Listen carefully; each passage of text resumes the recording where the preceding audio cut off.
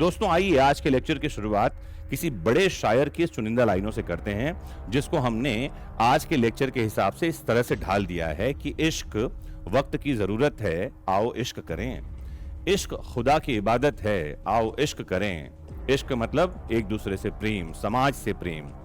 तो कहा है कि इश्क खुदा की इबादत है, आओ इश्क करें। और ये अनुसूचित जाति, मैं जनजाति, वो ओबीसी, ये कुछ और, अरे ये सब सियासत है, आओ इश्क करें।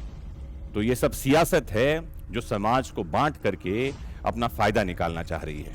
आज हम बात करने वाले हैं सुप्रीम कोर्ट के इस आदेश पर जो यूजीसी रेगुलेशन 2026 पर रोक लगाने वाली है।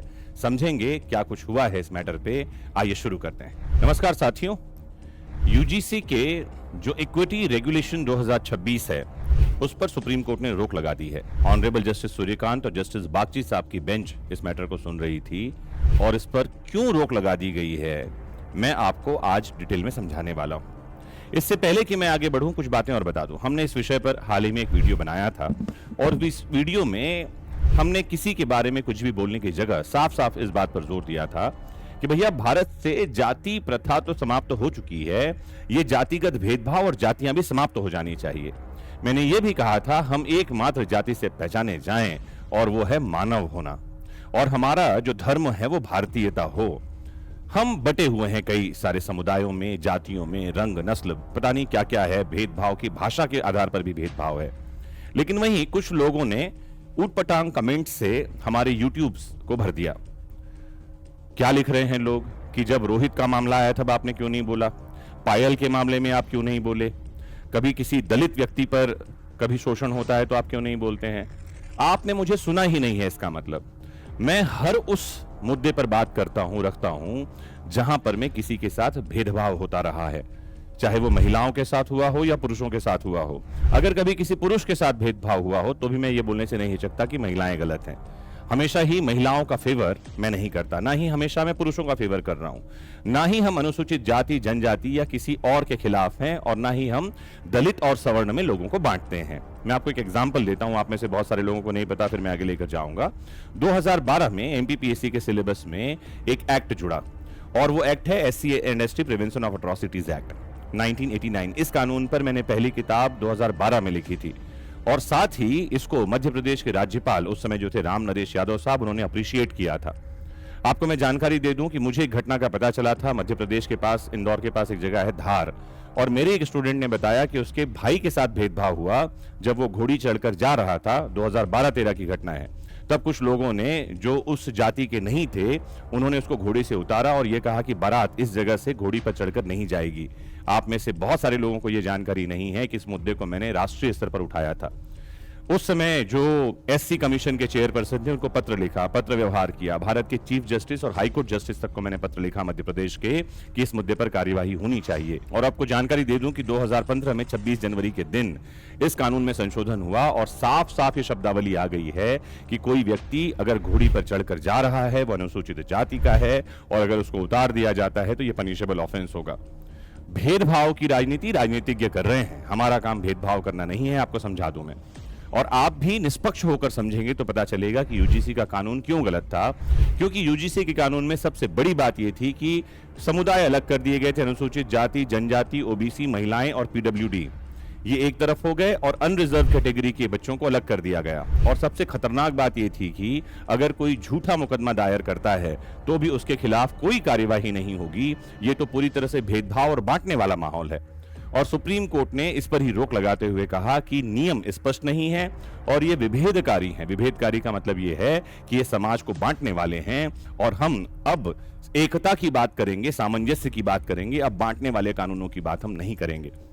मुझे उम्मीद है कि आपको मेरी ये बातें समझ में आ रही है। और हाँ, ध्यान रहे, मैं किसी प्रकार की सफाई देने नहीं आया हूं।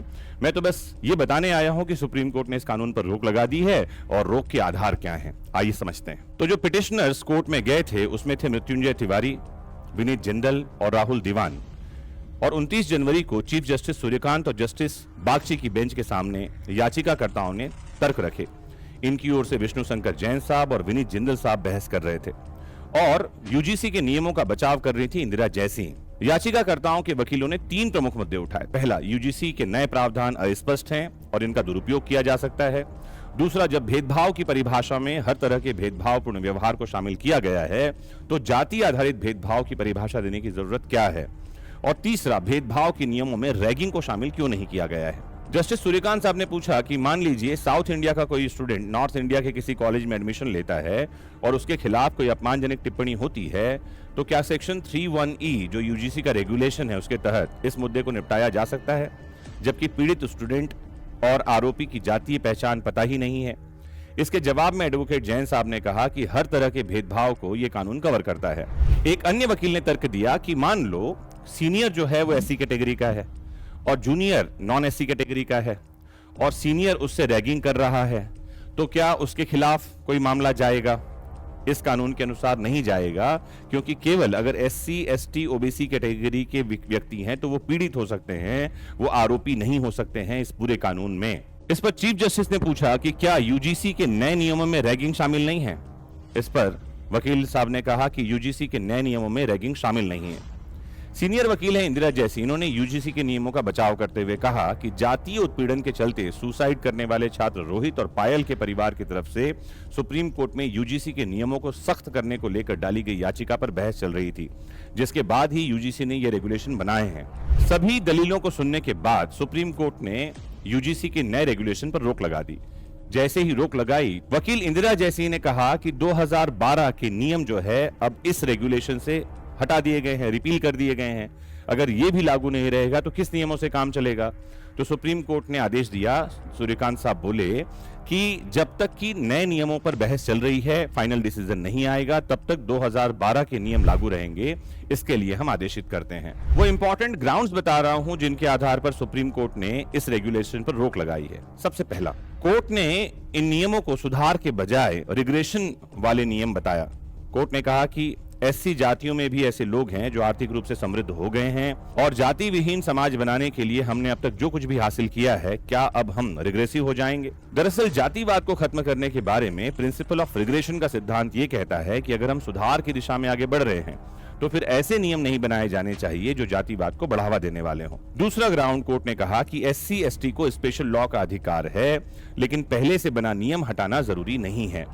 तीसरी बात, कोर्ट ने कहा कि जो रेगुलेशन 2026 के हैं सुप्रीम कोर्ट के, ये समाज को बांटने वाले हैं, इसीलिए इन पर रोक लगाया जाना जरूरी है। 19 मार्च को वापस इस मुद्दे पर सुनवाई होना है।